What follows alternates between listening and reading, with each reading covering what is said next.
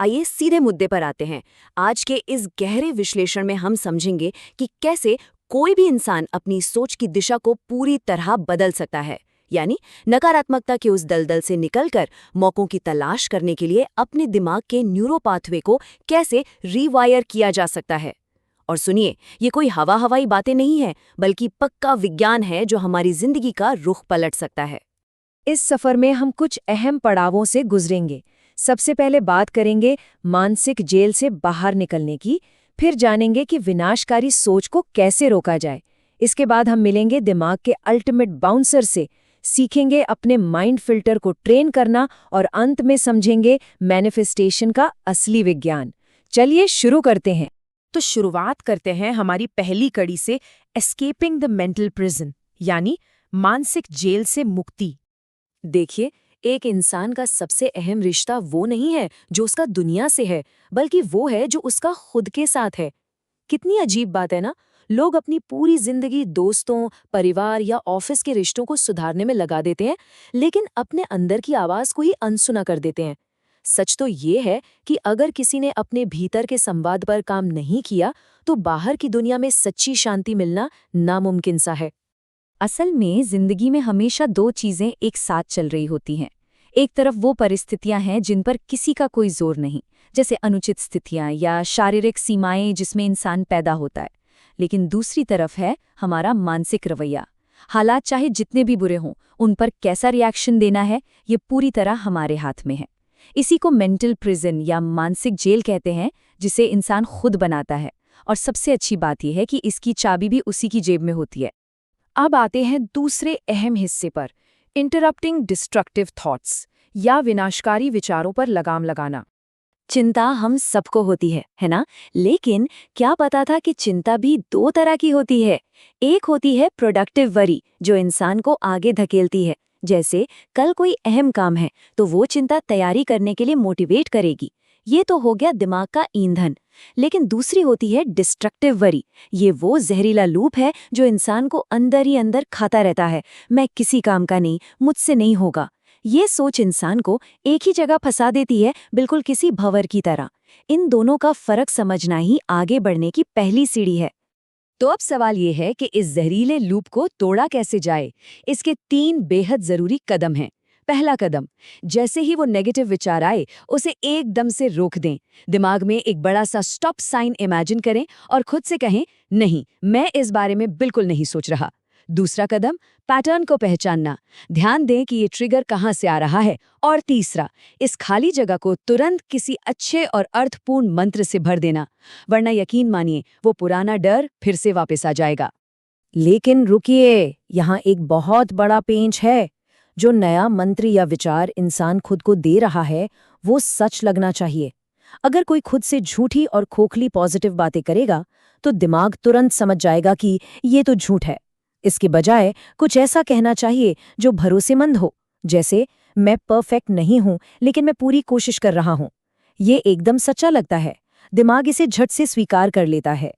यही छोटे छोटे मंत्र इंसान का आत्मविश्वास अंदर से मजबूत करते हैं।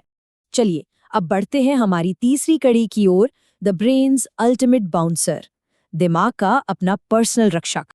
अब थोड़ा साइकोलॉजी से हटकर हार्डकोर न्यूरोसाइंस की बात करते हैं। ये आंकड़ा सुनकर सच में होश उड़ जाएंगे। हर एक सेकंड, जी हाँ, हर एक सेकंड में हमारे शरीर और दिमाग पर 60 लाख से 1 करोड़ बिट्स डेटा की बमबारी होती है। आसपास की आवाजें, रंग, तापमान, हवा का झोंका, ये सूचनाओं का एक ऐसा भयानक सुनामी है जो किसी को भी पल भर में सुन्न कर दे। लेकिन कमाल की बात देखिए, उस करोड़ों बिट्स के तूफान के बीच हमारा सचेत मन यानी कॉन्शियस माइंड एक बार में सिर्फ 50 से 100 बिट्स डेटा को ही प्रोसेस कर पाता है। सोचिए जरा, 1 करोड़ में सिर्फ 50। और मजे की बात तो ये है कि इसमें से भी ज्यादातर हिस्सा तो बस हमारे सांसें चलाने, दिल धड़काने और शरीर के तापमान को सेट रखने में निकल जाता है। यानी नई बातें सोचने के लिए बस एक चुटकी भर जगह बचती है। तो फिर सवाल उठता है कि बाकी की वो लाखों सूचनाएं आखिर जाती कहाँ हैं? खैर, यहीं पर एंट्री होती है हमारे दिमाग के उस जादुई सिस्टम की जिसे कहते हैं रेटिकुलर एक्टिवेटिंग सिस्टम, या शॉर्ट में RAS। ये हमारे दिमाग का वो सुपर कंप्यूटर फिल्टर है जो ये तय करता है कि कौन सी जानकारी अंदर जाएगी और कौन सी बाहर ही रुक जाएगी। सच कहें तो अगर ये फिल्टर न हो तो दिमाग सूचनाओं के बोझ तले क्रैश ही हो जाएगा।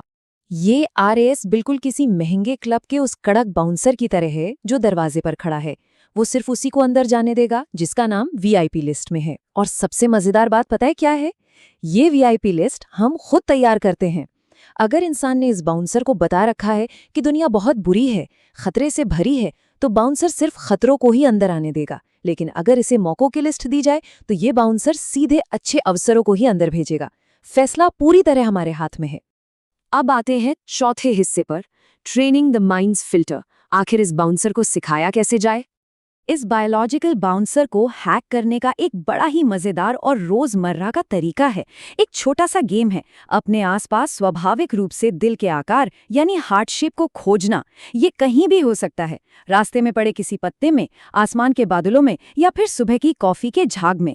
अब ये कोई टाइम पास नहीं है। ऐसा करके कोई भी इंसान एक्टिव रूप से अपने दिमाग को ये कमांड दे रहा होता है कि देखो, आज ये खोजना सबसे जरूरी है। जाहिर सी बात है, किसी पत्ते में दिल का आकार ढूंढ लेने से जिंदगी की बड़ी बड़ी मुश्किलें तो हल नहीं हो जाएंगी, लेकिन ये इस बात का पक्का सबूत है कि हमारा दिमाग कितना फ्लेक्सिबल है। ये साबित करता है कि दिमाग के इस फिल्टर को नए सिरे से प्रोग्राम किया जा सकता है ताकि वो उन बड़े अवसरों, डील्स या सफलता को देख सके जिन्हें वो पहले इग्नोर कर रहा था। जो लोग मौके पकड़ लेते हैं वो बस इसलिए कर पाते हैं क्योंकि उनका फिल्टर उसी फ्रीक्वेंसी पर सेट होता है। और इसी के साथ हम पहुंचते हैं आज के आखिरी और सबसे दिलचस्प पड़ाव पर, the science of manifestation. Internet पर अक्सर मैनिफेस्टेशन को ऐसे पेश किया जाता है जैसे कोई जादू की छड़ी हो, लेकिन असल में इसमें कोई जादू टोना नहीं है। ये विशुद्ध विज्ञान है। ये पूरी तरह से हमारे न्यूरो पाथवेज को एक साथ फायर और वायर करने का एक बायोलॉजिकल प्रोसेस है। जब इंसान किसी चीज पर लगातार फोकस करता है तो वो महज ख्वाब नहीं देख रहा होता, बल्कि अपने दिमाग की वायरिंग को सचमुच बदल रहा होता है। हमारा दिमाग काफी हद तक एक गोल्डन रिट्रीवर कुत्ते की तरह होता है। जी हाँ, जब किसी विचार को बार बार दोहराकर हम उसे अपने अवचेतन मन में बैठा देते हैं तो हम असल में अपने इस दिमागी रिट्रीवर को अपने लक्ष्य का पीछा करने की ट्रेनिंग दे रहे होते हैं।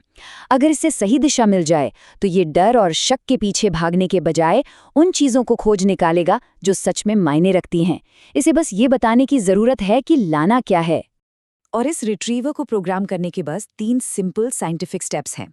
पहला, अपने लक्ष्य या विश्वास को कागज पर लिख लेना। दूसरा, उसे खुद को पढ़कर सुनाना। और तीसरा, उसे जोर से बोलना। जब कोई व्यक्ति ये 3 काम बार बार करता है तो वो अपने दिमाग में सोचने का एक नया डिफ़ॉल्ट तरीका एनकोड कर देता है। ये दिमाग को एक सीधा कमांड देना है कि जाओ और इस लक्ष्य से जुड़े हर मौके को पकड़ लाओ।